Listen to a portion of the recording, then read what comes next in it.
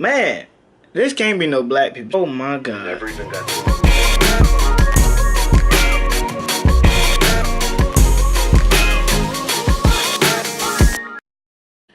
Oh, what's good, YouTube? This is your boy Lamont, and I'm back today with another video. Woo! Alright, guys. Let me calm down.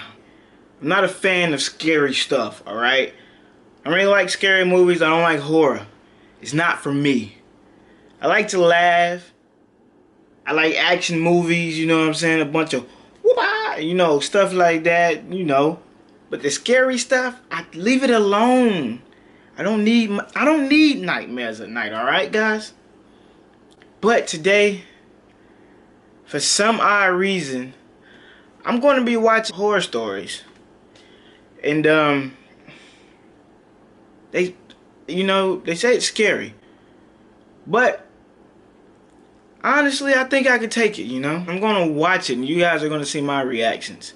Now, since it's on YouTube, I don't think it's going to be that scary. Guys, let's get into the video.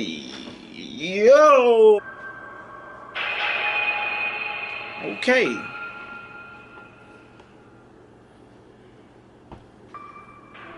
Let's see what's story number one, guys. 2017. I was taking a road trip with my 9-year-old son Tom to West Virginia to visit family. Okay. It was a long, stressful drive. My car didn't have working AC at the time, and it was an incredibly hot day. Who driving around without AC and hot? That's a scary story by itself, to have your kid in the car driving with no AC, summertime, while it's hot. Bit stressed out by the 6-hour mark. We had left later in the day, so we were still on the road by dark. Alright. I think it was around 9 p.m. when we his were still voice on the interstate, and Tom makes this started very complaining cringy. that he needed to use the bathroom. Alright. There was already tension in the car before this, but his constant complaining brought about a slight argument between the two of us. It was about personal stuff I'd rather not share with the internet.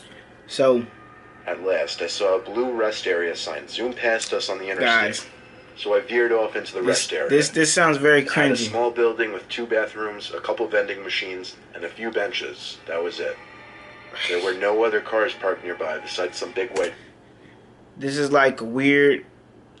This is very weird because, you know, by me growing up where I grew up and watching some of the horror movies I watched, when we go on the road and took family trips when I was younger, which were very little of them, if we had to use the bathroom, we peed in the bottle. My parents wasn't stopping at no rest area. We wasn't doing that. Black people ain't got time for that, guys. We don't stop at rest areas. Your parents tell you before the house, use the bathroom. Before we leave our destination where we went to get something to eat, use the bathroom. And if we had to use the bathroom while we were on the road, we had plenty of bottles to piss in, okay? Plenty of bottles to pee in. Truck. As I pulled up next to the building, Tom got out in a hurry and ran to the bathroom. Okay, Tom. I left the car on because I knew he'd be back soon. Typical name for like I said, I don't scary want to get story. into personal stuff, like why we had a bit of an argument. But it seemed we were at that stage where we weren't exchanging words anymore. Okay. I figured the rest of the ride would be silent. This might turn into like a I don't know, like some family stuff. I don't know, dude. About a minute later, the back door opened and then shut. I wanted to say something to Tom, but I didn't know what to say, so I just stayed quiet and drove off. I noticed that the white pickup truck parked nearby was leaving as well. In fact, he was close behind me. I veered back onto the interstate and into the left lane. Okay. The pickup truck did the same. I stepped on it a little, and so did he. He started flashing his lights, so I switched to the right lane, thinking he was nothing but an aggressive driver. Alright. But as soon as I switched to the right, so did he. He was still flashing his lights. I pulled into the right lane and started to slow down. He sped up, still in the middle lane. And when he caught up to me, he slowed down and lowered his window. This story sounds like it's about to get real stupid. He started yelling something to me, pointing at my car. He looked like a creepy, sketchy dude at first glance. I couldn't hear a word he was saying, so he pointed for me to pull over to the side. I told Tom to keep calm. In my head, I was saying if this guy tried to do anything... You pulled over, you idiot! The pickup pulled up behind me on the grass, and the guy came out of his truck, running to my car. I put the car back in drive as my heart was racing, ready to drive. But then he screamed, "Wait." He got to my window and said, "That's not your kid," and pointed to the back seat. As he said this, I was confused and said, "What?" He said, "That's not your kid that got in your car." Suddenly, the back right side door opened, and I turned to see someone getting out of my car. Not my son, Tom. I got out from the car, screaming at the tall person who seemed to be a fully grown man, but they had already disappeared into the woods. I looked at the driver of the pickup and thanked him as I suddenly panicked, thinking about what could have happened to Tom. Guys. I got back in my car, crossed the grass between the interstate, and drove back to the rest area. The guy in the pickup followed me. We got back there in like 30 seconds to find Tom waiting outside the rest area bathroom. He got back in the car, all confused. I explained everything to him, almost out of breath. Guys, number one, how in the world do you not notice it's your kid it's not your kid that's in the back seat? What in the is going on here? How you pull off without your kid? How do you not notice it's not your kid that's in the back seat? Do you not? Okay. This wasn't scary, first of all. Stupid, it's HE double hockey stick. God. As did the pickup driver. I thanked the guy one more time before he drove back to the spot he was sitting in before. Tom was so intrigued about what just happened, and I was so disturbed that we were back on good terms again. We chatted the whole rest of the way, and told family about it as soon as we arrived. Oh my God. I never even got to see what the person who got in my car looked like. Honestly, maybe I should be happy I never turned around to look at them, because I don't know what they would have done. They should have smacked you, you stupido. Pull off without you. I know your family think you stupid for leaving your kid and let some random man get in the backseat of your car without you noticing. My girlfriend and I took a road trip to California recently. The way there was completely normal. First of all, okay, I'm gonna keep going before I say anything. In the morning and got to the hotel by nightfall. On our way back home, however, we left midday, and a majority of our ride was in the dark. The drive was about 10 hours each way, not including stops for food.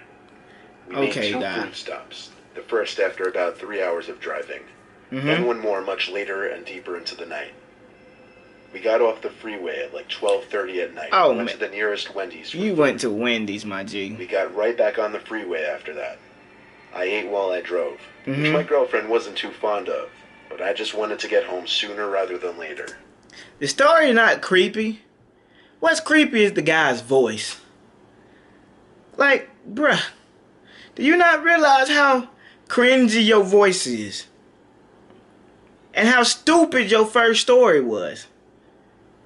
You just blatantly admitted that you was stupid. You let somebody other than your kid get in your car and left your kid at a rest stop for anything to happen. Good God Almighty. Shortly after getting back on the freeway, it started to rain. I hope he didn't leave his girlfriend in this one. Me to pull over now. She didn't want me eating and driving in poor conditions. Well, how about she drive while you eat? I pulled to the side.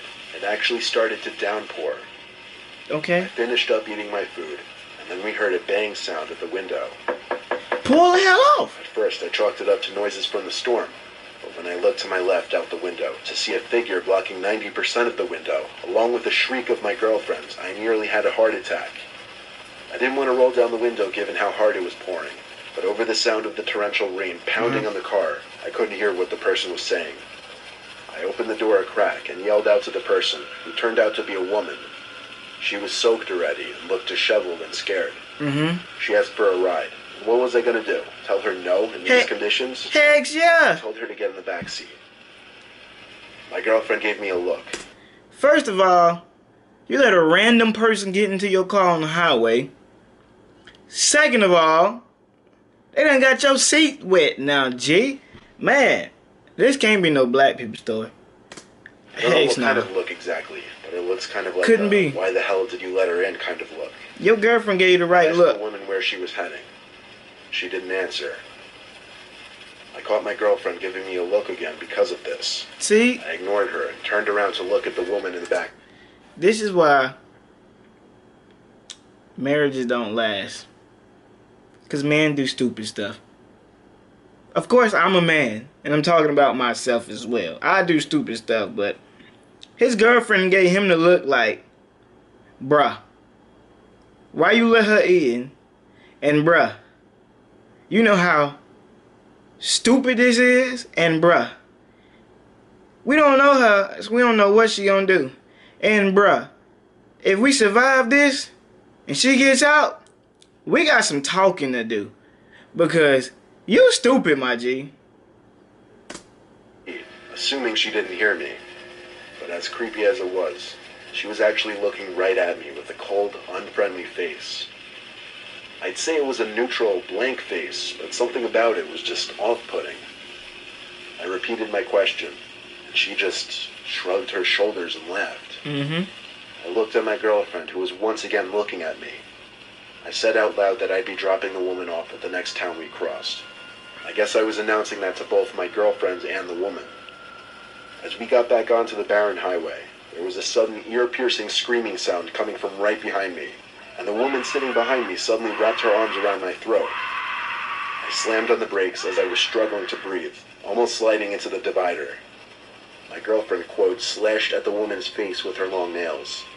The screaming turned from a deranged, angry kind of screaming to screams of pain and agony.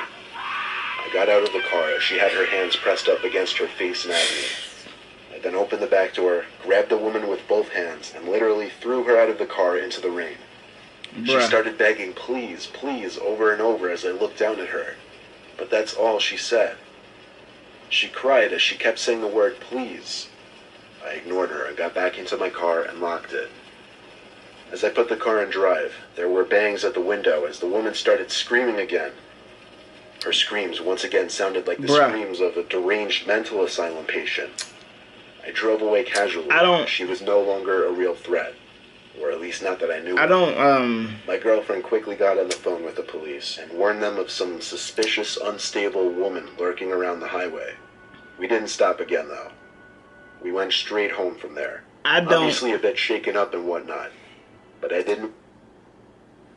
This dude got choked out by a girl, bruh. That he let in the car. That he drove.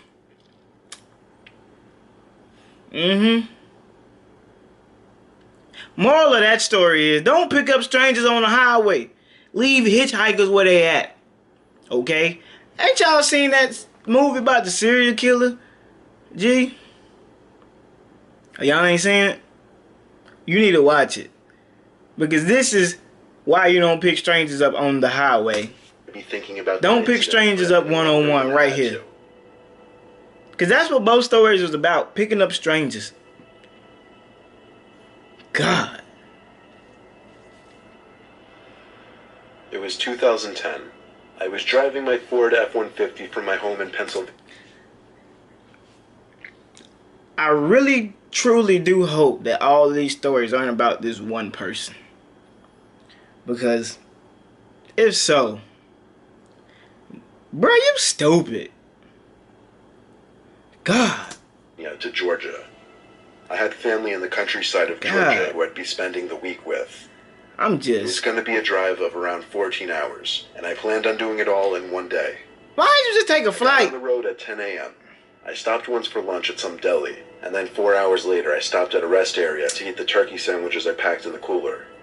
After that, I didn't intend on making any other stops. Bro, you could have kept driving and ate that turkey sandwich. At about 11:30 p.m., I had just filled up the tank one more time, and now I had an ETA of about 12:30. I was admittedly getting very tired now. An hour I didn't away think to from get your coffee at the destination. gas station for some reason. The route the GPS was taking me down from the gas station seemed a little odd. I wasn't on the highway anymore. It was just taking me down some country-ass side roads. My truck is high up, so I got a good view of everything. And I also had a light bar installed, which really helped in lighting up these pitch-black roads. Why'd you keep going down the road? I knew I shouldn't have been driving anymore, but I was so close to my cousin's house that I had to keep going. I came to a stop sign and made a left turn off some... Why'd you keep going down the road? The speed limit on this road was 45. Are you stupid? This road was empty of any kinds of buildings or houses. Guys, it was just woodland on either side. If it don't look right, then it ain't right. Per hour, blazing down this road, since it really seemed like no... I need y'all to understand that. If it don't look right, it ain't coming up right. Fast in the road ahead of me. I slammed on the brakes, and as I got closer, I figured out what they were. They were traffic drums, like those big cylinder traffic cones. My truck managed to come to a halt before I rammed into the drums. This dude here. I got out of my truck with my baseball bat, confused. Oh Lord. This man just said he got out his truck with a baseball bat. Guys, I don't think I can watch this no more. Because as I watch it, I just learned this dude is just stupid. Who gets out of their truck when they come to a stop? Rule number 1, get the hell out of there. Put your truck in reverse and go back. Good God. Hell. This can't be black people. Traffic drums and realized there was something else behind the traffic drums. It was a spike trap. What was it? The kind police use. I didn't know what to think. I know what you think. Some kind of police activity going on? Get the hell out of there. Somebody set this up as a trap. Get out of there! Looked all around me as I inched back to my truck. Then I heard someone scream help. It came from the woods on the left side of the road. Leave him there, call the police. No way I was about to go into those woods. That's the smartest thing you said. To do was call out what's wrong. No answer. I wouldn't even done that. I walked to the edge of the road and looked into the forest. The only reason I could see anything was because of the lights from my truck. In the corner of my eye, I spotted him. Without looking directly at him, I saw someone crouched down behind a couple bushes. I didn't run. I just casually walked back to my car. When I got in and shut the door, I looked to my left to see 2 silhouettes by the edge of the woods on the side of the road. Walking towards my truck. I drove the truck to the right side of the road onto the dirt and past the spike trap. I don't think they anticipated me actually going around, but when I looked in the rearview mirror, I saw at least 3 silhouettes standing by the traffic drums, lit up only briefly by the taillights of my truck. A few seconds later, they were gone out of my vision and out of my life forever. This was not something I would have ever expected to happen to me. Nevertheless, I'm just so confused at how stupid people can be. Stupid! This couldn't be black people.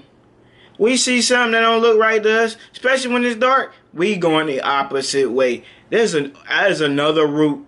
There's another way down every road, buddy. Ain't no way an HE double hockey stick was about to get out the car and... Oh, Lord. Guys, the 3 stories weren't scary. They were stupid. People are stupid, okay? And today we have learned this together. Rule number 1. Look before you pull off. Rule number 2. Guys, don't pick up hitchhikers. And rule number 3. If there's a roadblock, don't stop and get out the car, especially if it's dang on 12 o'clock at night. You know what you do? You go in reverse and you find another way. And if somebody step in front of you, guess what? Your car gonna always win. Trust me. Your car gonna always win. Ain't nobody about to get me. I promise you that. Alright, that's the end of the video. Okay. It's a very long video. 3 very boring stories. And if they ask who did it, you tell them Lamont did it. Hey, follow me on my social medias. Link in the description box below. It's your boy. Peace out. Hey.